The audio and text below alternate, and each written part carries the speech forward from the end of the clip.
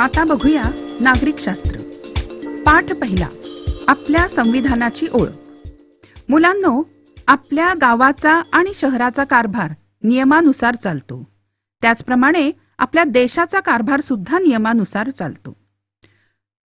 देशाच्या कारभारासंबंधीचे नियम आणि तरतुदी मात्र व्यापक म्हणजे खूप सविस्तर लिहिलेल्या असतात.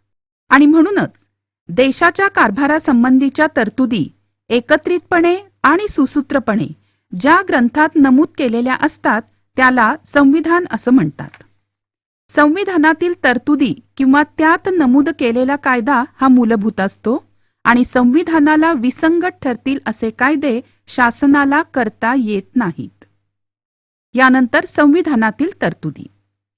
संविधानातील तरतुदी अनेकविध बाबींविषयी असतात. संविधानानुसार राज्यकारभार करण्याचं तत्त्व सर्वच देशांचं असतं, पण प्रत्येक देशाच्या संविधानाचं स्वरूप वेगवेगळं असतं. कारण प्रत्येक देशाची गरज आणि उद्दिष्ट ही भिन्न असतात. त्याला अनुरूप असं संविधान निर्माण करण्याचा प्रयत्न तो देश किंवा ते राष्ट्र करतं. आता प्रश्न येतो की संविधानाची आवश्यकता काय? तर संविधानाचे काय काय फायदे आहेत बघा. नियमांच्या चौकटीत राहूनच राज्यकारभार करावा लागतो, म्हणून शासन मिळालेल्या अधिकाराचा किंवा सत्तेचा दुरुपयोग करण्याची शक्यता कमी असते. संविधानात नागरिकांच्या हक्काचा उल्लेख असल्यामुळे नागरिकांचे हक्क आणि स्वातंत्र्य सुरक्षित राहते. संविधानातील तरतुदीनुसारच राज्यकारभार करायचा असल्याने सत्तेच्या गैरवापराला किंवा मनमानी कारभाराला वाव नसतो. यामुळे सामान्य माणसाचा शासनावरचा विश्वास वाढतो आणि लोकशाही अधिक मजबूत होते. मानवी हक्कांचं संवर्धन व्हायला पोषक वातावरण निर्माण होतं आणि नागरिकांची जबाबदारीही निश्चित होते. आता राज्यकारभार म्हणजे नेमकं काय?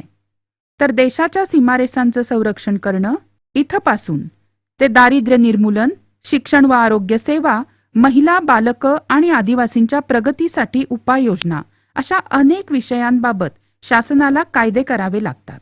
यालाच राज्यकारभार असं म्हणतात. आता भारताच्या संविधानाची निर्मिती कशी झाली हे बघूया. भारताच्या संविधान निर्मितीला इसवी सन 1946 पासूनच सुरुवात झाली. भारताचं संविधान तयार करण्यासाठी एक समिती स्थापन करण्यात आली, ती आहे संविधान सभा. आपला देश 15 ऑगस्ट 1947 रोजी स्वतंत्र झाला.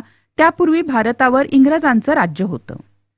त्यामुळे स्वतंत्र भारताचा राज्यकारभार इंग्रजांनी केलेल्या कायद्यानुसार चालणार नाही, तर तो भारतीयांनी स्वतः केलेल्या कायद्यानुसार चालेल असा नेत्यांचा आग्रह होता.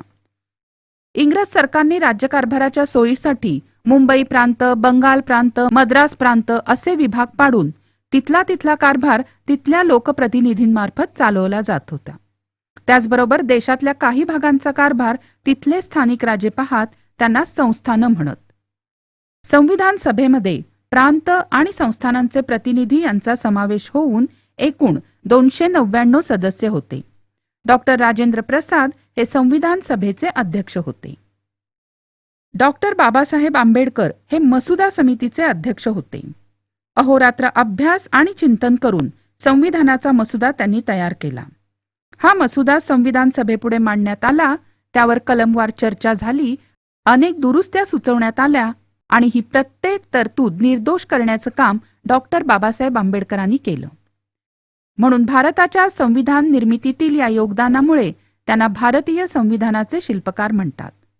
संपूर्ण संविधानाचा स्वीकार 26 नोव्हेंबर 1949 रोजी संविधान सभेने केला, म्हणून 26 नोव्हेंबर हा दिवस संविधान दिन म्हणून साजरा केला जातो.